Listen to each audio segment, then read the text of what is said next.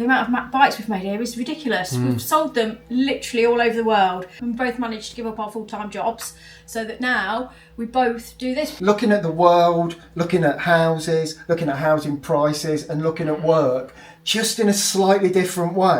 I don't know, I feel like it sort of rose from the ashes of Coalville, you know. Do you want a blast, Jack? And you'd all have a good blast of snuff, blow your brains out, you know what I'm saying? But it was great. Welcome to Coalville and to another video where I've got absolutely no idea what's going to happen. So 2 people that watch my videos got in touch and said, look, we make something in Britain. Obviously I'm doing my new series. Why don't you come down and we can show you what we do? But also, this place, Coalville, has a crazy mining history. So why don't you come down and explore that as well? So I'm mega interested. I've purposely not done too much research. I've got no idea who I'm about to meet, what I'm about to find, or what's going to go on. But I really like these videos, these unplanned ones. So yeah, I'm about to meet these 2 people now, and then hopefully we'll go check out some of the mining history and then head and find out what they're making in Britain, because it's something to do with bikes, strange bikes, and it looks ace. Let's explore Coalville. Oh! Hey, how you doing? Nice to meet you. Great to David. meet you. Pleased to meet you, David. Hi, Paul. Kirsty, you alright? Lovely to meet you.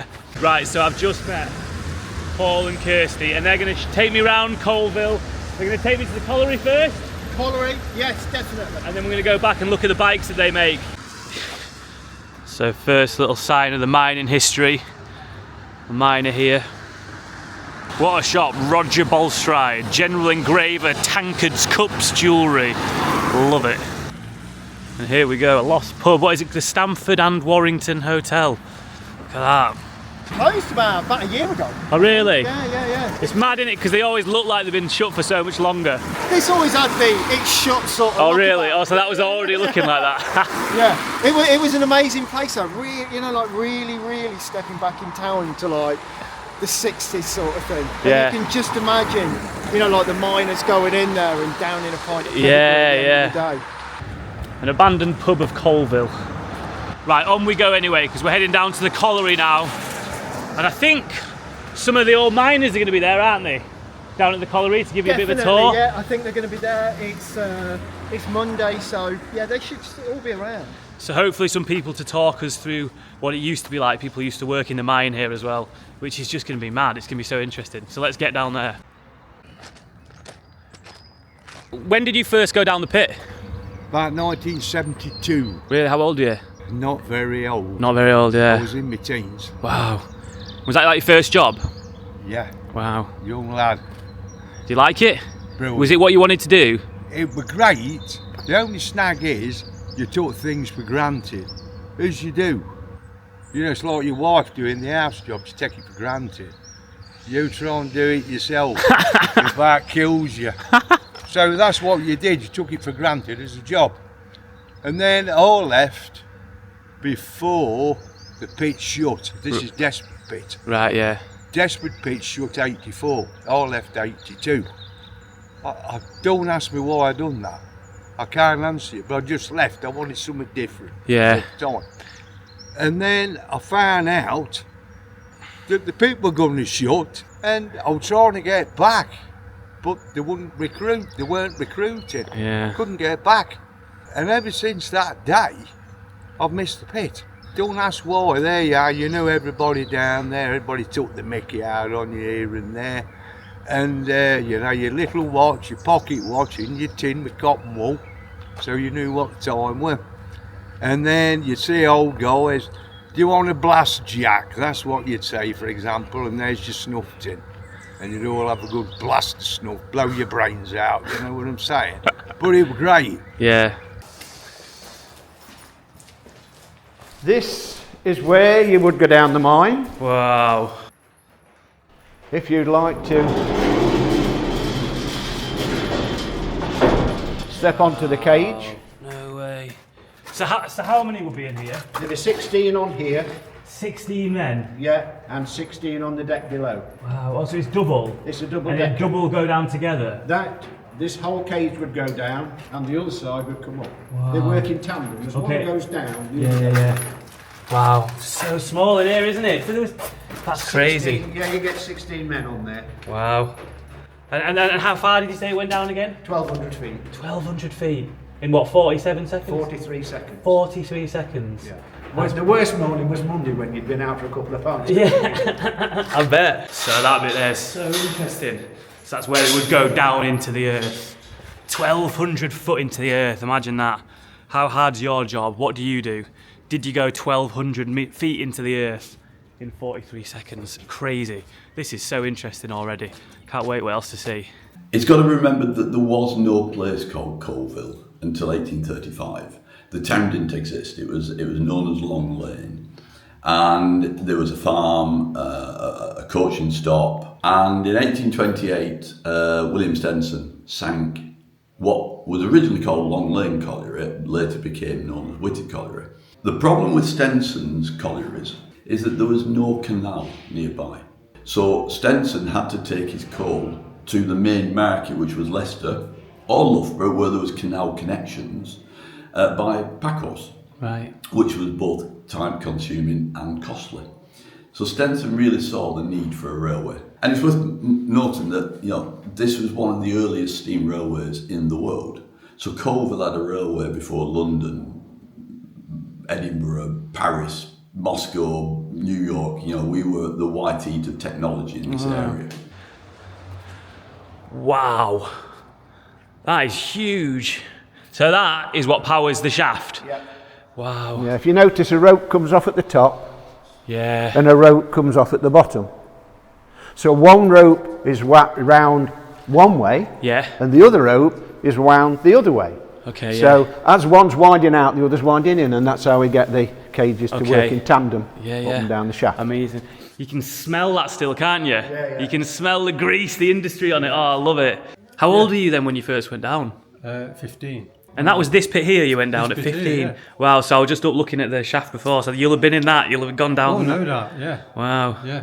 I had an uncle here, he got killed. In the mine? Yeah. What happened, he went round what we call the shearer head. For some reason, it was the wrong side of the thing. He got killed straight away. And all you could do, pick him up in just bags of bones and stuff like that. We have morphine here, which is the only industry to have morphine. Steelworks don't have it, but we do. Well, you can see Clive, he's lost fingers, but they could lose toes, hands, lacerations down to the bone. We usually talk about this because when I first started as a young lad, well, I had a pit pony Really? called Star. So this is Star, No way. yeah, So you had a pit pony? Yeah. Wow, so what year was that they were still... 1958. So they were still using pit ponies in Yeah, 1958? they spent 50 weeks a year underground, and the only time they came out was the July fortnight when the miners were on holiday. So actually they spent 50 weeks a year in the dark. So they And pretty much lived entirely underground? yeah, oh, I must stress they were extremely well looked after. They were checked monthly by the vet, they were fed on the best products, and the hostler, that's the man that looked after the pit ponies, was, shall we say, always a big man. So you looked after your pit pony because you didn't want to have to face the hostler. Yeah, yeah. What keeps you volunteering here then? Is it that like camaraderie that's still there, and it's like Yes, you kind of well, still got around you, and you... Yeah, everybody's the same. You'll all have a giggle and a laugh, take the mickey, but you'll all help each other Yeah. out. So it's the nearest thing you're going to get. So you make the most of it. You make the most of it, keep it, brings back the memories and that. Yeah, the country just seems to have gone. Not how it was. When you were down the pit, or wherever you were doing in them days, but we'll focus on the pit. Didn't matter how hard it was an ordinary day's work. So you never moaned about it, you just done it. Well now, I think young kids today, you give them jobs, they'd run amok. I don't think they'd have the guts to do it, Yeah. you know, and that'd be it. No, it'd be great, it'd be great. It's interesting, isn't it? Because I did a film recently about community, about some people that bought back a pub, and I find it great when I come across community, and it exists here. And I've always found this with whatever I've researched into the mining communities, the people who worked in the pits, it always stayed strong with them. And like they were just saying before, this place, this mine shut in 1986, and yet still in 2024 you've got a group of people gathering together, looking out for each other, helping out with whatever they can. That community really does exist, and I absolutely love it. I find it hard to think of other careers, other industries which had as a strong a community as the mining industry. So interesting. So here we've got a modern detonator. You inserted that, did a half hitch to hold it in, and then you put another couple of sticks of dynamite behind it. If you were pretty close to the explosion, it made your ears run.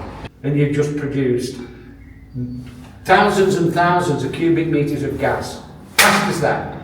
So now where we're standing, it will be makes your ears go pop.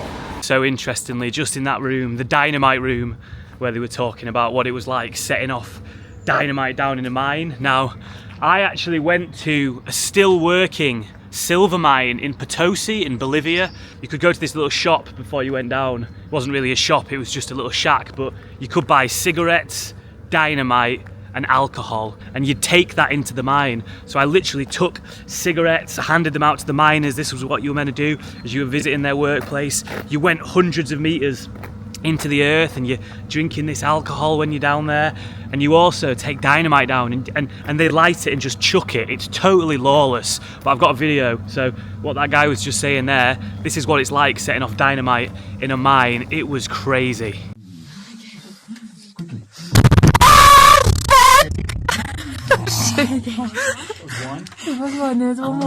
Many of you watching this will remember having a Palitoy toy.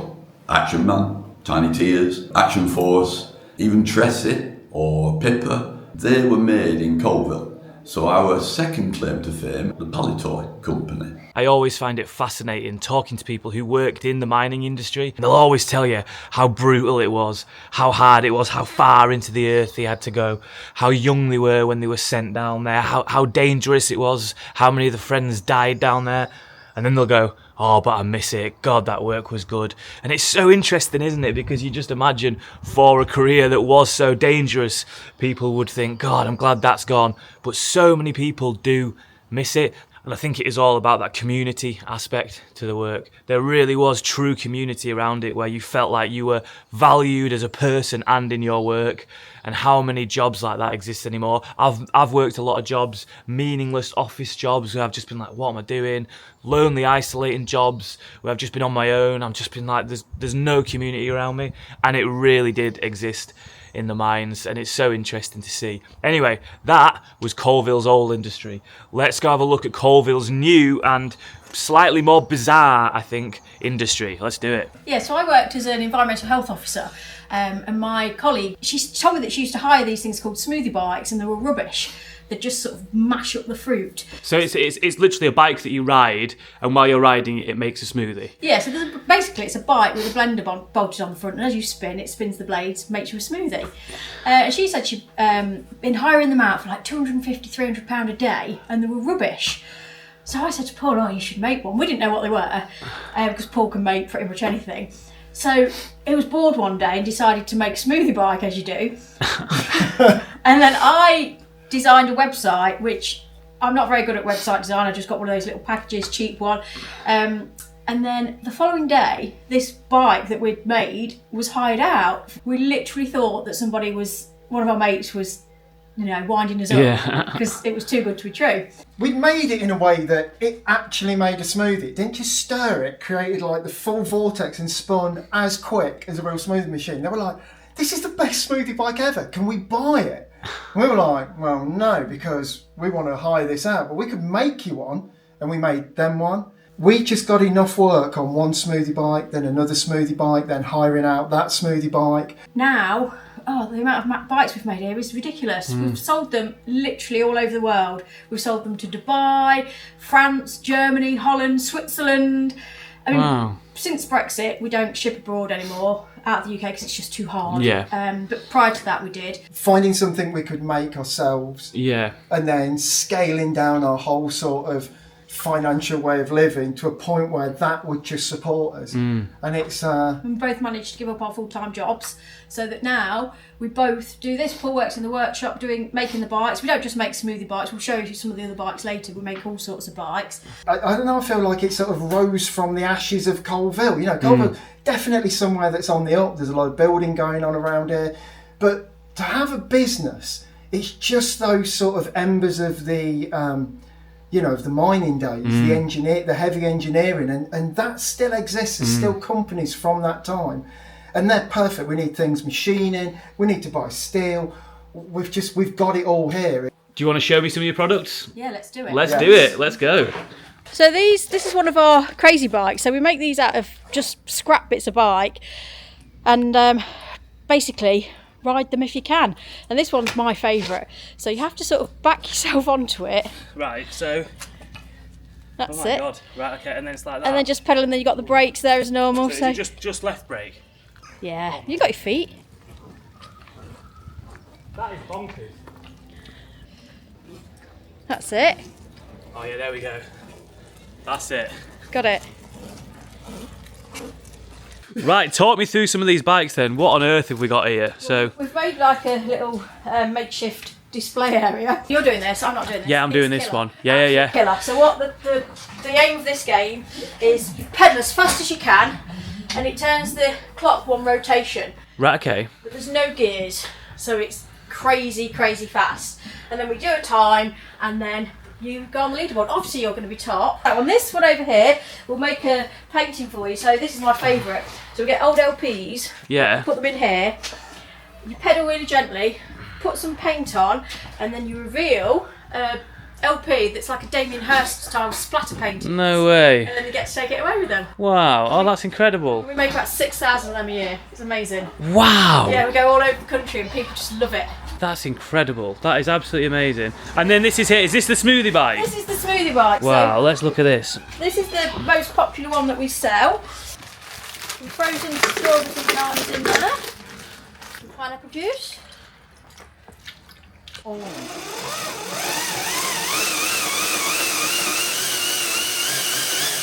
Yeah, that'll do. Seem good? It's got it, yes. Oh yeah. Oh yeah. That is banging. Chin chin. I think that's the first powered That's good. drink I've ever made, in fact. I think it is. Man-powered drink. Man-powered by myself drink. Genuinely, it's really nice. That's isn't good, it? down it. Yeah. It's all Yeah. I love it. I absolutely love it. I mean, this is utterly bizarre, bonkers, and I absolutely love it. Cannot believe what I've stumbled across here in Coalville. It's amazing. What an interesting place. So you made all these? Yeah.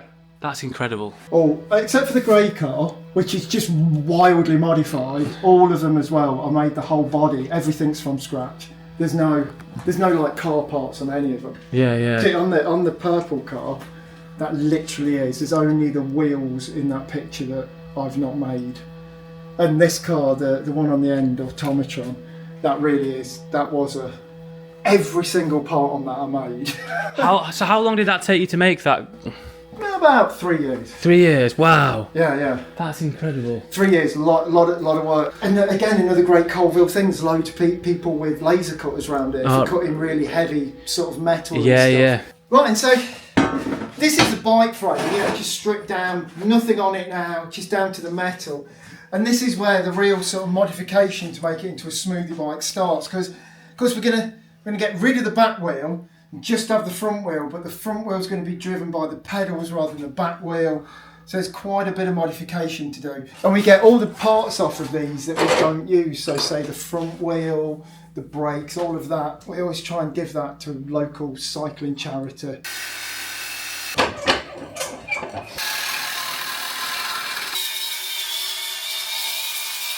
And I think now I'm going to go give a bit of welding a go. I've dabbed my hand at a bit of carpentry in the first episode, then some rubber moulding, and today it's welding. Let's do it. The tube. So first you need mask on. Mask.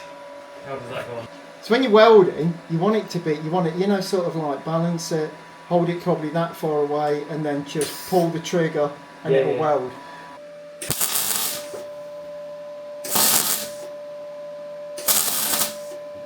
This is good. Little bit of a gap here, but other than that, that's great. There we go. That's Get in great. there. And you know what, as well, like it might not look pretty, but that weld you've just done, you've just welded that, you know. Yeah! It would never break. That's awesome. Yeah. I was going to say, if not, what we could have done is put you in the North Face jacket, the black and orange, with this on. Oh, just welding away. Yeah. Look how good he is. Look how good he's got. There we go. We end up with a finished smoothie bike frame, and then this is ready to have all those brand new bits put back on it off of that bike, and that's it. With this mechanism on the front, this links into the blender, and we've got a smoothie bike. Oh, it's amazing. So we went round our friend's house who lived in Coalville, and Coalville, you know, is an ex-mining town.